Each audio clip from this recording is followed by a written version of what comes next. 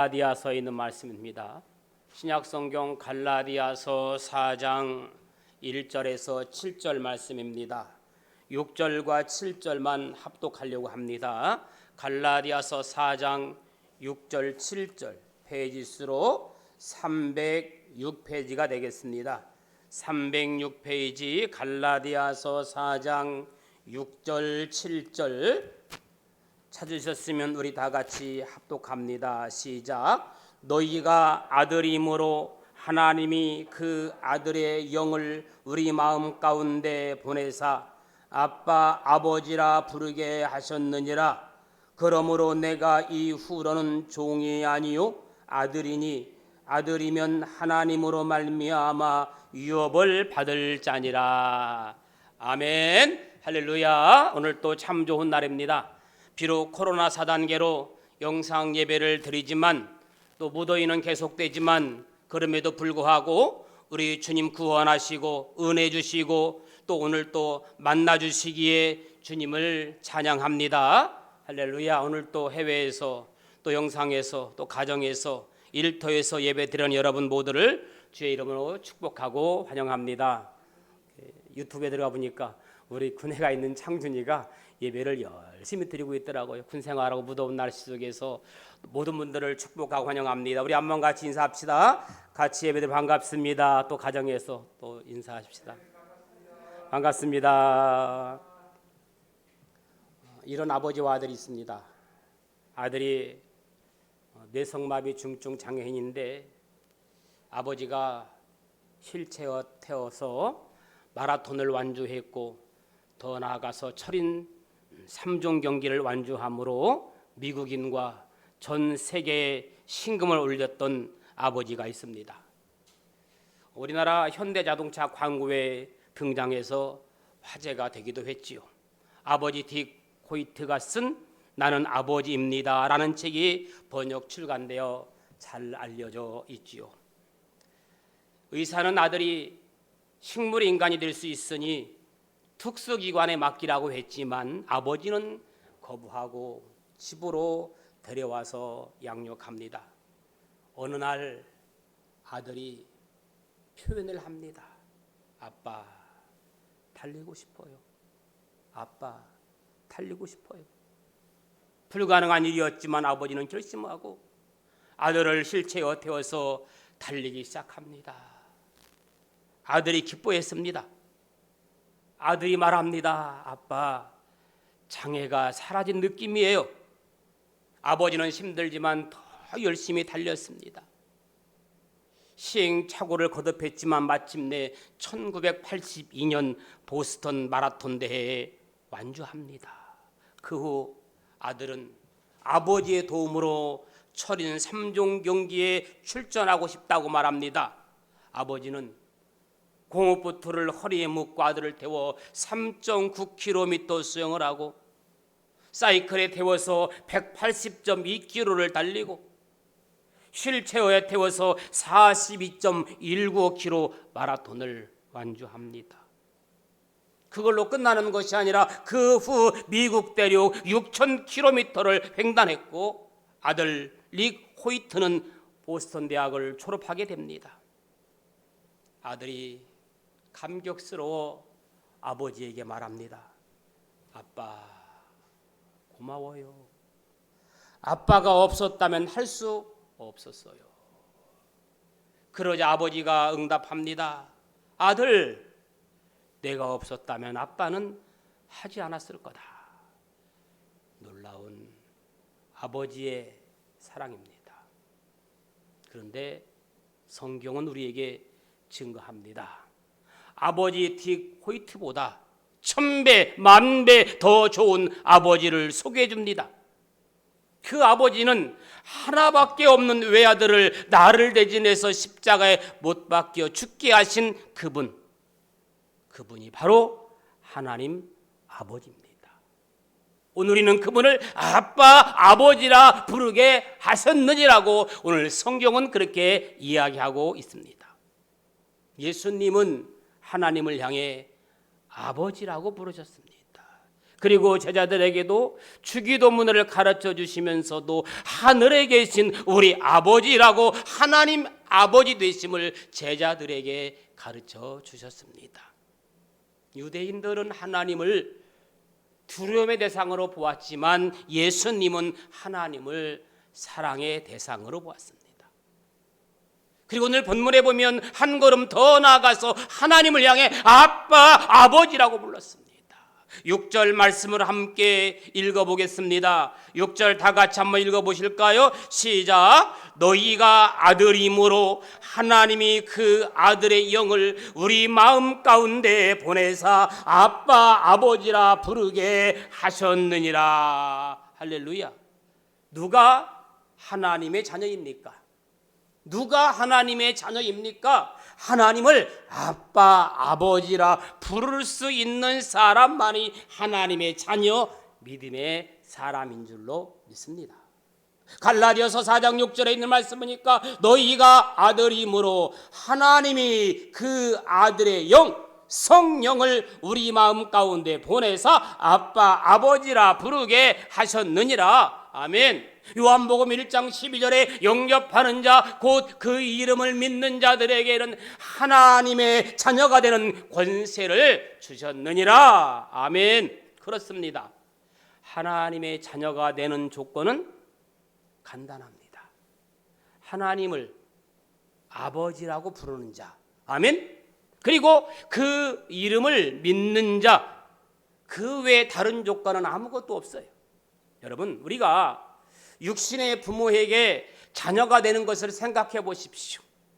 부모가 낳아주면 그냥 자녀가 됩니다. 어떤 자격이나 조건이 필요한 게 아닙니다.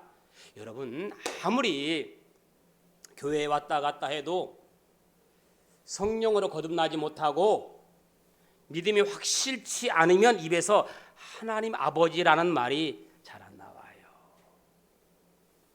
어떤 분이 저에게 이런 고백을 해요. 목사님, 저는 아무리 신앙생활해도 믿음이 없나 봐요. 그래서 왜요? 그랬더니 하는 말, 제 입에서 아버지라는 말이 잘 나오지 않아요. 제 입에서 하나님 아버지라는 말이 나오는 게 어색하고 쑥스러워서 잘 나오지 않아요. 그렇게 얘기해요. 그래서 제가 믿음이 없는 건 맞습니다. 그렇게 대답을 해준 적이 있습니다. 생각해 보세요. 내 자녀가 생전가야 나를 보고 아빠, 아버지라고 부르지 않는다면 그 자녀 내 자식으로 받아들일 수 있겠어요? 그랬더니 목사님 말씀 듣고 보니 그렇네요. 그런 이야기를 했습니다. 그래서 제가 그분에게 저를 따라서 해보라고 10번 따라 해보라고 했어요. 하나님 아버지, 하나님 아버지, 하나님 아버지 계속해서 10번 함께 주고받았습니다. 그랬더니 그제서야 불러보니까 쉽네요. 그런 이야기를 하더라고요.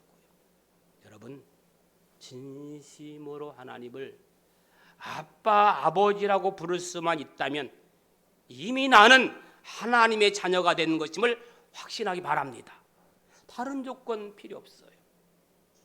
베드로의 신앙 고백처럼 주는 그리스도시요 살아계신 하나님의 아들입니다라고 입으로 고백하는 순간 하나님의 자녀가 되는 거예요.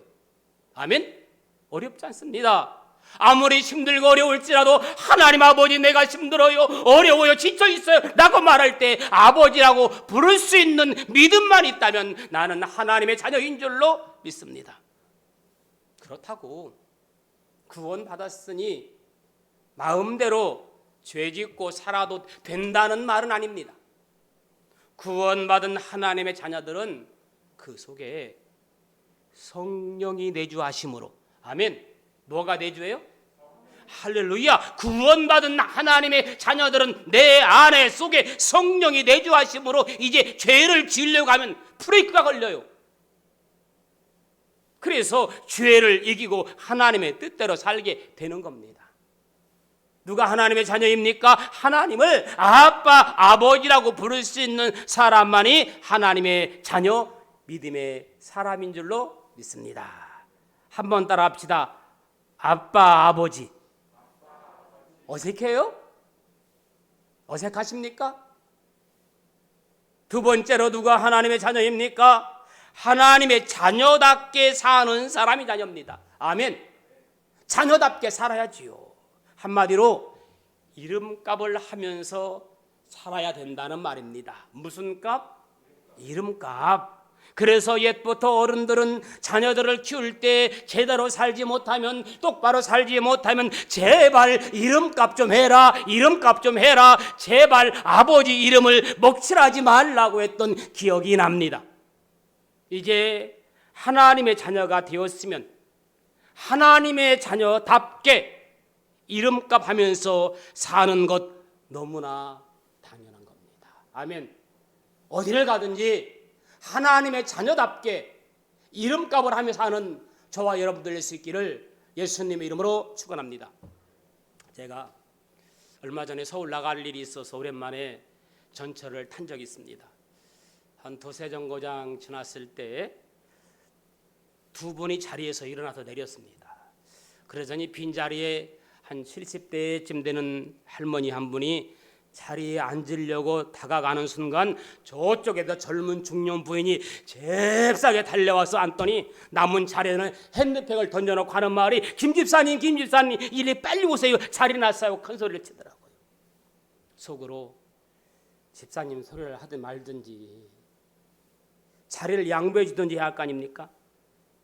주위의 사람들이 말은 안 하지만 주변에 있던 사람들이 뭐라고 했을까, 그런 생각을 해봅니다. 교회 다니는 것들이 그렇지 않았을까. 그래서 그리스도인들은 어디를 가든지 처신도 잘해야 돼요. 그리스도의 이름답게, 하나님의 자녀답게 이름값을 하면서 살아야 되지 않을까, 그런 생각을 해봅니다. 여러분, 이렇게 뉴스를 보다 보면 어떤 국가적인 비리에 연루되어 구속되는 불교 신자들을 보고 절에 다니는 것들이 라는 말을 들어본 일이 저는 없어요. 그런데 기독교인들을 향해서는 조금 잘못하면 교회 다니는 것들이 라는 말을 하며 심지어는 교회 다니는 것들이 더 한다는 이야기를 많이 들었습니다. 제가 볼 때 이것은 교회에 대해서 어떤 편견이라기보다는 세상 사람들이 교회를 향한 기대감의 표현이라고 생각해요. 물론 육체를 갖고 사는 한 완전하지는 못합니다. 죄사함 받았어도 죄성의 영향은 남아있기 때문입니다. 그러므로 이제는 성령을 의지하며 하나님의 뜻대로 살아가려고 발버둥치는 저와 여러분들의 삶이 되어지기를 예수의 이름으로 축원합니다. 그럴 때 점점 거룩하게 변화되는 성령의 모습이 우리의 삶과 인격 가운데 나타나게 되는 겁니다. 그러므로 하나님의 자녀답게 이름값을 하면서 사는 저와 여러분들 되기를 소망합니다. 누가 하나님의 자녀입니까? 세 번째는 하나님의 자녀는 자신을 존중히 여기는 사람이에요. 할렐루야. 아멘.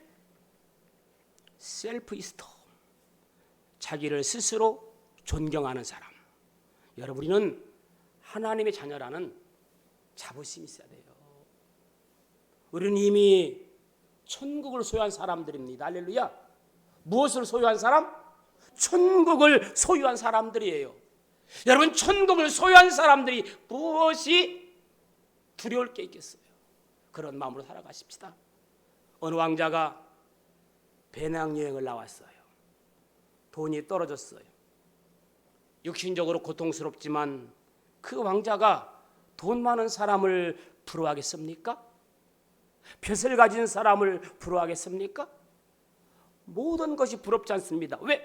왕궁에 들어가기만 하면, 왕궁으로 다시 돌아가기만 하면 모든 것이 내 것이기 때문에 이 왕자는 비록 배낭여행에 왔지만 부러울 것이 없는 사람입니다. 그렇습니다. 우리는 천국을 소유한 백성들입니다.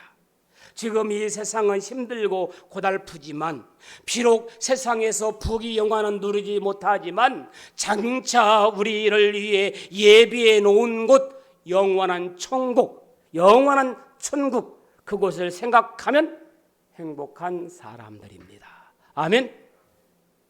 한번 행복한 모습으로 예배를 드렸으면 좋을 것 같아요. 어떤 모습으로? 행복한 모습으로.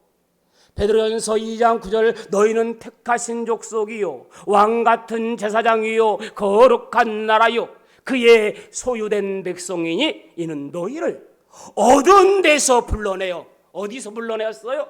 어두운 데서 불러내어 죄악 가운데 불러내어 그의 기이한 빛에 들어가게 하신 이의 아름다운 덕을 선포하게 하려 하심이라. 할렐루야. 그런 하나님의 자녀인 줄로 믿습니다. 그 다음에 셀프워시, 자기의 가치를 인정하는 사람. 여러분, 내 가치를 스스로 인정해야 돼요. 자기의 가치를 인정하는 사람은 절대로 싸구려 인생을 살지 않아요. 아무렇게나 살지 않아요. 품위를 잃지 않아요. 옛날 양반들은 비가 와도 뛰지 않고 절대로 팔자걸음도 걷지 않고 냉수를 마시고도 마치 고기를 먹은 것처럼 이를 쓰셨다고 합니다. 그렇게 하면 양반의 품위가 지켜진다고 생각을 했던 겁니다. 하나님의 자녀라는 자기의 가치를 인정하는 사람이 되어야 할 줄로 믿습니다. 그 다음에 자기 확신, 셀프 컨피던스, 확신을 가진 사람. 확신, 따라합시다. 나는 귀한 존재다. 나는 귀한 존재다. 여러분, 사람이 나는 필요 없는 존재라고 생각하는 사람은 늘 자신감 없이 세상을 살아가요. 나는 필요 없는 존재라고 생각하는 사람은 모임에도 잘 안 나가요. 그러나 내가 필요한 존재라고 생각하면 기쁨으로 모든 일에 동참을 하게 됩니다. 아멘. 예배도 마찬가지예요. 내가 하나님 앞에 쓰임받고 내가 귀한 사람이라면 어떤 수단과 방법을 통해서 목숨을 걸고라도 예배에 앞장섭니다. 할렐루야. 저는 여러분 예배에 앞장서는 사람 될 수 있기를 축복해요. 그런 면에서 비대면 예배를 드리는 사람보다 이 함께 영상 예배가 아닌 직접 나와 대면 예배 드리는 것이 축복인 줄로 믿습니다. 아멘. 나도 대면 예배 드려야지. 나도 뭔가 책임을 맡아야지. 그런 마음 갖고 결사적으로 예배에 목숨 거는 여러분들 낼 수 있기를 예수님의 이름으로 축복합니다. 아멘. 영상 예배 드려보니까 더 쉽다 교회 나오는 것보다 그런 마음 가지면 안 되죠. 길을 쓰고라도 나오려고 하는 그런 의지가 필요합니다. 유명한 영국의 토마스 카라일은 이런 말합니다. 인간은 우연히 만들어진 존재가 아니라 위대한 일을 하기 위해서 창조된 존재다. 아멘. 나는 우연히 만들어진 존재가 아니라 위대한 일을 하기 위해서 창조된 존재인 것을 믿으시기를 바라요. 할렐루야. 여러분, 우리 그리스도인들은 보통 사람이 아닙니다. 하나님께서 우리를 통해서 위대한 일을 행하기 위해 창조된 존재예요. 아멘. 창조된 사람이라니까. 그리고 우리가 하나님을 아버지라고 부르면서 사는 하나님의 자녀로서의 존귀성을 가져야 됩니다. 결코 천하거나 가치 없는 존재가 아닙니다. 다윗을 볼까요? 방치되었던 법궤를 다윗성으로 옮겼을 때 다윗이 너무 기뻐서 하나님 앞에 심껏 춤을 췄다고 했어요. 왕의 체면도 나이도 다 잊고 어린아이처럼 하나님을 찬양했다고 했어요. 얼마나 기뻐 춤을 추었던지 바지가 내려가는 줄도 몰랐다고 했습니다. 그러므로 하나님을 마음껏 아빠, 아버지라 부르시기 바랍니다. 아멘. 물론 체면을 중시하는 한국 문화권에서는 사람들이 보는 데서 아빠라고 부르면 좀 어색할지도 몰라요. 그렇다면 혼자 기도할 때라도 아빠, 아버지라고 부르시기 바랍니다. 육신의 아버지도 힘들고 지칠 때 아빠, 아버지라고 부르면 마음에 유안을 느끼는데, 하물며 내가 힘들고 지칠 때 아빠, 아버지라고 부르면 하나님이 내 음성을 듣고 외면하지 아니하실 줄로 믿습니다. 그러면 하나님이 기뻐하시고 우리를 친밀하게 만나 주십니다. 기도의 응답도 더 잘 될 줄로 믿습니다. 두 번째는 특권과 책임이에요. 그러면 이제 하나님의 자녀된 우리가 어떻게 살아가면 좋을지, 모든 신분이 그렇듯이 자녀의 신분에는 특권과 책임의 양면성이 존재합니다. 우리가 구원의 확신을 갖는 것은 좋은데 혹시라도 특권에만 관심을 두면 곤란해요. 특권의식과 책임의식을 균형 있게 갖춰야 됩니다. 마치 동전의 양면과 같습니다. 특권, 여러분, 하나님의 자녀로서 담대히 구하십시오. 아멘. 하나님의 자녀로서 담대히 구하고 얻고 누리라는 말입니다. 누릴 건 누려야지요. 오늘 본문 7절에 그러므로 내가 이후로는 종이 아니요 아들이라. 여러분, 종과 아들은 달라요. 비교할 수 없습니다.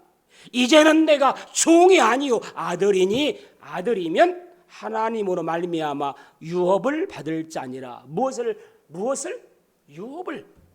자녀는 유업을 이을 자, 상속자입니다. 종에게 상속권을 주는 사람은 없습니다. 아무리 주인의 말을 잘 듣고 순종해도 상속권은 종에게 주는 것이 아니라 자녀에게 주는 것입니다. 하나님이 나에게 천국을 이미 주셨고, 아멘, 이 세상 살 동안 필요한 것들을 준비해 주십니다. 그러므로 하나님 아버지의 사랑을 확신하고 담대히 구할 수 있어야 합니다. 자녀는 아버지에게 무엇든지 달라고 합니다. 맡겨놓은 것도 아니면서 무조건 달라고 조릅니다. 왜? 자녀이기에 조를 수 있는 특권이 있기 때문입니다.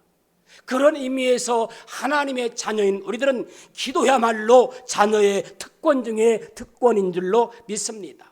시편 34편 15절 여호와의 눈은 의인을 향하시고, 아멘, 그의 귀는 그들의 부르짖음에 기울이시는 도다. 우리가 중얼중얼거리는 소리까지, 심지어 신음조차 들으시고 도와주십니다. 이런 약속을 확실히 믿고 어린아이처럼 순진하게 아빠, 아버지에게 달라고 조르는 기도가 필요한 줄로 믿습니다. 부디 저와 여러분들도 어린아이와 같은 마음으로 아빠, 아버지께 기도함으로 당당히 승리하며 누리며 살아가기를 축복합니다. 제발 부탁입니다. 찌질이처럼 찌질 인생 살지 말고 누리며 사는 인생 되기를 축복해요. 아멘. 하나님께서 주신 모든 것 누리며 살자. 할렐루야. 따라합시다. 누리며 살자. 어떤 사람은요, 누리며 사는 사람이 있는데 어떤 사람은 절대 누리지 못하고 사는 사람이 있더라고요. 스펄전 목사님의 이야기입니다. 그 교인 중에 가난하고 불쌍한 할머니가 하나님께 부름을 받았어요. 이제 스펄전 목사님께서 장례를 치르러 갔습니다. 추운 겨울 문구멍으로 바람이 들어오니까 종이를 찢어 붙여서 찬바람을 막았습니다. 자세히 보니 그 문구멍을 막은 종이가 수표였어요. 자선사업가가 방문해서 수표를 주고 갔는데 할머니가 그것이 수표인지 몰라서 문구멍을 막았던 거예요. 그리고 가난 속에 죽었습니다. 자신이 가지고 있는 것, 얼마나 소중한 것을 알지 못했던 겁니다. 여러분, 우리 안에 계신 예수 그리스도는 보물과 같은 귀한 존재입니다. 아멘. 주님은 온 세상에서 가장 소중한 분입니다. 가장 소중한 주님을 잃어버리며 외면하며 살지는 않았는지 다시 한번 생각해보는 저와 여러분들의 삶이 되어지기를 예수님의 이름으로 축복합니다. 마지막으로 책임이에요. 책임. 참 책임감 중요합니다. 가정에서의 책임감, 교회에서의 책임감, 직장에서의 책임감, 소속감은 정말 중요합니다. 우리가 자녀라면 특권만 누릴 게 아니라 이제는 책임도 감당할 줄 알아야 됩니다. 여러분, 육신적으로 자녀가 되었을 때는, 어렸을 때는 그저 달라고만 하지만 철이 들면 부모를 위해 무엇을 해드릴까를 생각하는 겁니다. 영적으로도 마찬가지입니다. 우리가 철든 자녀라면 이제는 하나님 아버지를 위해 영광을 드러내며 증인된 삶을 살아야 합니다. 바울은 권면합니다. 그런즉 너희가 먹든지 마시든지 무엇을 하든지 다 하나님의 영광을 위하여 하라. 할렐루야. 이제는 우리의 삶이 하나님의 영광을 위해서 살아가는 저와 여러분들의 삶이 되기를 예수님의 이름으로 축원합니다. 책임, 교회에서의 책임, 직장에서의 책임, 가정에서의 책임은 중요합니다. 소속감은 너무너무 중요합니다. 어떤 사람이 유명 메이커의 승용차를 몰고 알프스 산을 넘어가고 있습니다. 새 차를 몰고. 그런데 갑자기 차가 고장이 나서 멈춘 겁니다. 새 차를 샀는데 고장이 난 거예요. 화가 나서 자동차 회사에 전화해서 따졌습니다. 아니, 최고가 아니면 차라리 만들지 않는다고 선전하던데 차가 왜 이 모양입니까? 사업상 중요한 미팅이 가는 길인데 늦으면 큰일입니다. 뭐라도 보내주십시오. 그랬더니 자동차 회사에서 헬리콥터를 급파했습니다. 헬기의 도움으로 그런 미팅 장소에 제 시간에 도착할 수 있었습니다. 그리고 자동차 수리가 끝날 때까지 동급의 승용차를 무상으로 렌트해 주기까지 했습니다. 그러면서 하는 말이 만약 수리한 자동차에 다시 문제가 생기면 새 차로 바꿔주겠다고 약속과 함께 말입니다. 이 고객은 처음에는 화가 났지만 이런 예상외의 서비스를 받고 보니 나중에는 만족을 넘어 감동을 느꼈습니다. 그래서 신문사에 전화를 해서 제보를 했습니다. 이런 회사가 있는데 서비스 정신을 칭찬했습니다. 제보를 받은 신문사 기자는 사실 확인차 유명 자동차 회사에 여러 차례 전화를 걸었는데 이상한 것은 그럴 때마다 자기의 회사에서 최근에 그런 일이 없다고 잡아떼는 거였습니다. 나중에서야 그 이유를 알게 되었는데 판매한 지 얼마 안 되는 자사의 새 차가 길에서 고장나서 멈춰 섰다는 것은 그들에게 대단한 치욕이었고, 따라서 길 한복판에 난감해하는 고객을 위해 헬리콥터를 보낸 것은 결코 자랑거리가 아니었다. 그래서 그들은 고객의 서비스를 제공하고서도 끝끝내 그 사실을 감추려했던 것입니다. 자, 자신의 브랜드의 명예를 손상시키지 않기 위해서 고객에게 서비스 제공도 마다하지 않는 기업 정신을 대하면서 저는 시편 23편의 한 구절이 새롭게 다가옵니다. 내 영혼을 소생시키고 자기 이름을 위하여 의의 길로 인도하시는도다. 일개 자동차 회사도 자신의 고객을 위해, 아니 좀 더 정확히 말하면 자기 회사의 브랜드의 명예를 지키기 위해 무제한에 가까운 서비스를 기꺼이 제공하는데 하물며 거룩하시고 전능하신 하나님께서 세상 한복판에서 당신의 이름으로 일컬음을 받은 자녀들을 위해서라면 무엇을 아끼시겠는가? 이런 생각에 잔잔한 감동의 물결이 밀려옵니다. 그렇습니다. 뜻 있는 사람들의 중심은 언제나 동일했습니다. 자신의 처지보다도 하나님의 이름을 먼저 생각했습니다. 나보다는 다른 사람을 먼저 생각하는 배려. 또한 자신 때문에 하나님의 이름이 행여나 더럽혀질까 봐 늘 노심초사했습니다. 잠언 30장에 아굴의 기도가 있습니다. 저를 가난하게도 부유하게도 하지 마시고 오직 저에게 필요한 양식만을 주십시오. 제가 배가 불러서 주님을 부인하면서 주가 누구냐고 말하지 않게 하시고, 제가 가난해서 도둑질을 하거나 하나님의 이름을 욕되지 않게 하여 주십시오. 거룩하신 하나님의 명예가 나에게 달려 있습니다. 그러므로 그분은 나를 한시도 놓치실 수 없습니다. 왜냐? 나는 그분의 이름으로 일컬음을 받은 자, 그분의 이름으로 일컬음을 받은 자이기 때문에 이 사실을 깊이 묵상할 때마다 마음 깊은 곳에서부터 신기한 용기와 배짱이 솟아오름을 느낍니다. 그런 면에서 우리 모두는 주책입니다. 주책이 뭡니까? 주님이 책임져 주시는 사람. 할렐루야. 사랑하는 여러분, 이제 말씀을 정리합니다. 어느덧 코로나 사태가 2년째 장기화되어 가고 있습니다. 우리 모두는 지칠 대로 지쳤습니다.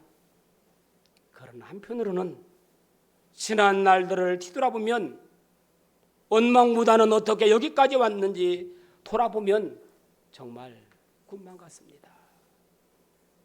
여전히 아직도 우리의 갈 길은 먼 것 같습니다. 그러나 중요한 사실 한 가지만 기억하십시오. 우리 모두는 주님이 책임져 주시는 사람들입니다. 우리는 한낱 자동차보다 훨씬 더 존귀한 주의 이름과 명예가 걸려있는 하나님의 자녀라는 사실을, 그래서 언젠가 주님 앞에 서는 날, 아무개야 내가 너의 하나님이라 일컬음 받으심을 부끄러워한 적이 없노라, 이러한 칭찬과 인정받으실 수 있는 뜻 있는 성도들 되기를 축복합니다. 하나님은 우리와의 관계가 아버지를 넘어 아빠로 부르는 관계가 되기를 원하고 계십니다. 사랑스러운 자녀가 자라면서 아빠라고 부르며 따를 때 아버지가 말로 할 수 없는 기쁨을 느끼는 것처럼, 하나님은 오늘 또 우리가 하나님을 향해 아빠, 아버지라고 부르며 믿고 따르기를 원하고 계십니다.